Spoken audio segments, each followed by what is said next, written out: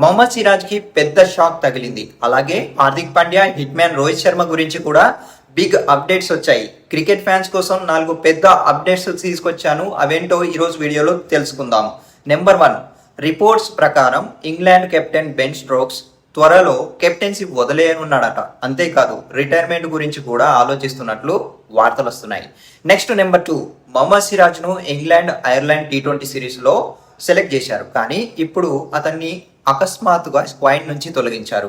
అతని ప్లేస్ లో ప్రసిద్ధ్ కృష్ణకి అవకాశం ఇచ్చారు. ఇది సిరాజ్ ఫ్యాన్స్ కి అయితే పెద్ద షాకింగ్ విషయమే అని చెప్పాలి.